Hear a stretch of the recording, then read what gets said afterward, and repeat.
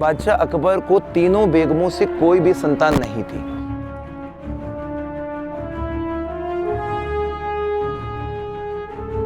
और इस गेट के ऊपर आपने बहुत सारी जो घोड़े की नाल होती है वो देख सकते हैं, यहां पर लोगों ने लगाई हुई है। इसे कहा जाता है अकबर के हाथी की कब्र।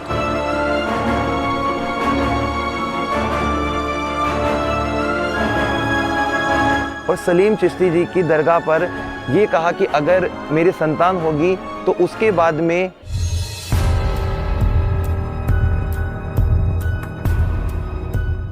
नमस्कार दोस्तों, मैं हूं विक्रम और आज मैं आपको लेकर आ गया हूं दिल्ली से सीधा फतेहपुर सीकरी में। और दोस्तों यहां पर हमें इतने ऐतिहासिक इमारतें मिली हैं जिसको देखने और समझने के बाद में हमारा दिल हुआ कि आप लोगों के सामने उसके काफ़ी सारे भाग लेकर आऊं और हर एक भाग में पूरी डिटेल आपके सामने पेश करूं। तो दोस्तों ये वाली जो वीडियो है वो होने वाली है भारत के सबसे ऊंचे दरवाजे की, जिसे कहा जाता है बुलंद दरवाज़ा। बुलंद माने ऊंचा, दरवाज़ा मतलब द्वार, यानी कि महान ऊंचा दरवाजा, जिसे बनवाया था बादशाह अकबर के द्वारा। इसे बनवाने में 12 वर्षों का समय लगा था और इसकी ऊंचाई 176 फीट है, चौड़ाई 35 फीट है। अब आप इस पूरे बुलंद दरवाजे को सबसे पहले काफ़ी बारीकियों के साथ में देख सकते हैं। यहाँ पर 3 प्रकार के हमें पत्थर दिखाई दे रहे हैं। सफ़ेद जो यहाँ पे संगमरमर का पत्थर लगाया गया है वो यहाँ पर पास में राजस्थान की जगह है मकराना, वहाँ से आता है। लाल रंग का जो पत्थर है वो पास की ही पहाड़ियाँ हैं भरतपुर धौलपुर, वहाँ से लाया जाता है। और उसके बाद में यहाँ पर आपको भुरभुरा पत्थर दिखाई दे रहा है जिसके ऊपर कुरान की आयतें कुरेदी गई हैं। और इस दरवाजे पर 1601 में अकबर के दक्कन विजय के अभिलेखों के बारे में भी बात की गई है। यहाँ पर ईसा मसीह से संबंधित कुछ पंक्तियाँ भी लिखी हुई हैं जो कुछ इस प्रकार से हैं। मरियम के पुत्र यीशु ने कहा, यह संसार एक पुल के समान है, इस पर से गुजरो आवश्यक, लेकिन इस पर अपना घर मत बनाओ।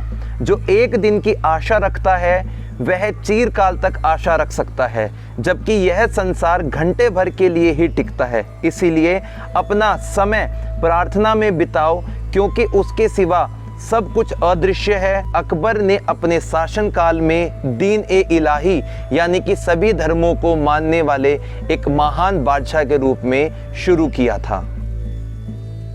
पास में ही हमें लंगर खाना भी दिखाई दे रहा है, जहां पर अकबर के शासनकाल में गरीब लोगों को खाना यहां पर खिलाया जाता था। सामने की तरफ आपको आज काली पड़ चुकी जो दीवारें दिखाई दे रही हैं, ये उस समय के हमाम हुआ करते थे। और यदि आप अपनी नज़रों को थोड़ा सा दूर लेकर जाएंगे तो वहाँ पर फतेहपुर सीकरी की बनी हुई बाउंड्री वॉल्स दिखाई देंगी, जिसके अंदर इस पूरे किले को बनाया गया था, जिसमें कुल मिलाकर 9 दरवाजे बनाए गए थे। और इसी के अंदर फैला हुआ था हमारा ये फतेहपुर सीकरी। बुलंद दरवाजे से अंदर की तरफ आएंगे तो यहाँ पर आपको काफ़ी ऊंचा एक लकड़ी का गेट दिखाई देगा। और इस गेट के ऊपर आपने बहुत सारी जो घोड़े की नाल होती है वो देख सकते हैं, यहाँ पर लोगों ने लगाई हुई है। ऐसा बताते हैं कि जिन लोगों के घोड़े बीमार वगैरह हो जाते हैं तो उनको ठीक करने के लिए जो मन्नत मांगते हैं तो उसके लिए नाल यहाँ पे ये लगाते हैं। जैसे ही हम अंदर की तरफ आएंगे तो यहाँ पर हमें गलियारा दिखाई देगा, जिसके राइट वाले हिस्से में और लेफ्ट वाले हिस्से में आप देख सकते हैं, जो कि पूरा लाल बलुआ पत्थर के साथ में बनाया गया है, रेड स्टोन के साथ में इसको तैयार किया गया है। काफ़ी बड़ा यहाँ पर बरामदा दिखाई दे रहा है, जिसके अंदर काफ़ी सारी इमारतें बनी हुई हैं। यहाँ पर कतारबद्ध तरीके से बने हुए जो ये कमरे हैं, ये काउंटिंग में 84 बने हुए हैं, जिसके अंदर अकबर शासनकाल के समय में बच्चों को अलग अलग तालीमें सिखाई जाती थी, उर्दू, अरबी और फ़ारसी में। आज के वक्त भी इसके बाहरी हिस्से में बच्चों को मुफ्त में शिक्षा दी जाती है।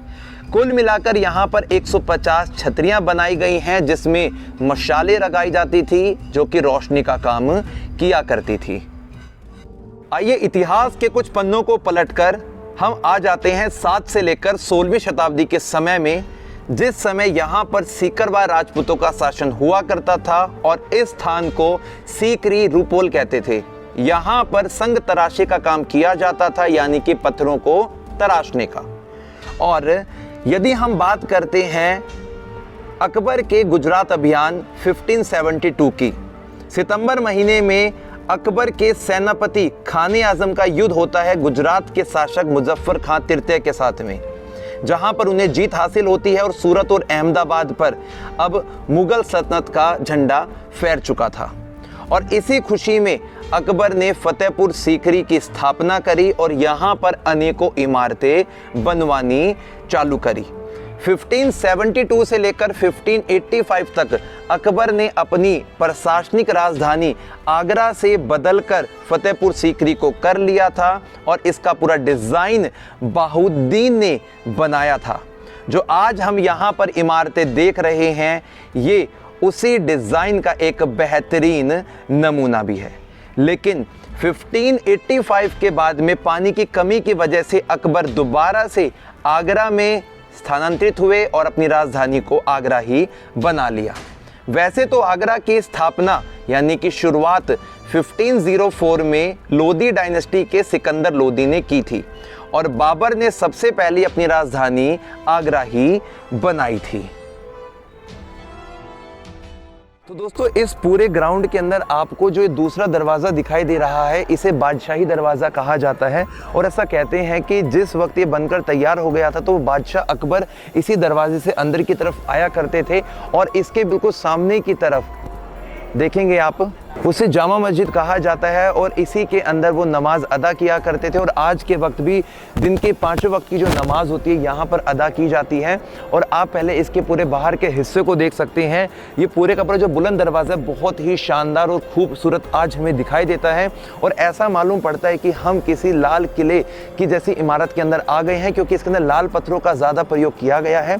और इस पूरे के अगर हम आर्किटेक्चर की बात करते हैं तो यहाँ पर इस्लामिक और राजपूताना शैली का जो एक नज़ारा है वो आपको देखने को मिलेगा। जो सामने की तरफ आपको सफ़ेद रंग की एक चमकती हुई इमारत दिखाई दे रही है, ये इमारत बनवाई गई थी यहाँ के जो एक संत थे, एक फ़कीर थे जो बहुत ज़्यादा फेमस थे, जिनका नाम था हज़रत शेख सलीम चिश्ती जी।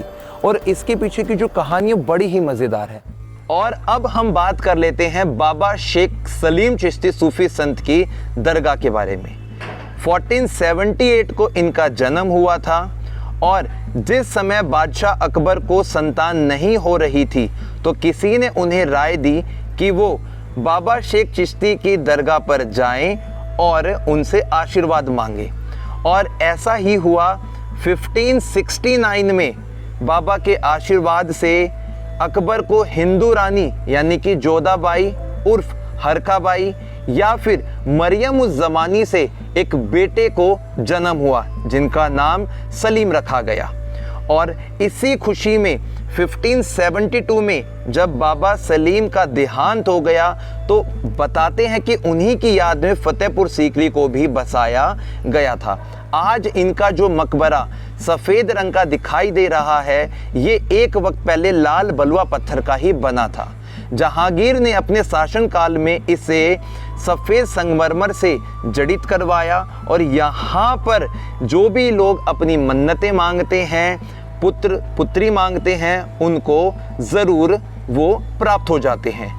यहाँ पर 56 प्रकार की जालियों के डिज़ाइन आपको देखने को मिल रहे होंगे और आज भी ये पूरी जो दरगाह है अपनी मन्नतों की वजह से और अपनी इस खूबसूरती की वजह से देश विदेश में बहुत ज़्यादा विख्यात है।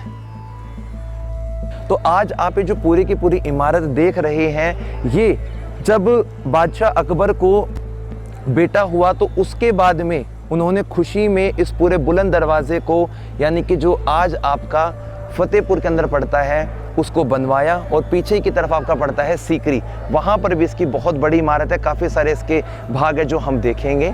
तो अभी हम थोड़ा इसके और पास वाले हिस्से में जाते हैं ताकि वहाँ पे जाके उनको और अच्छे ढंग से एक्सप्लेन कर सकें।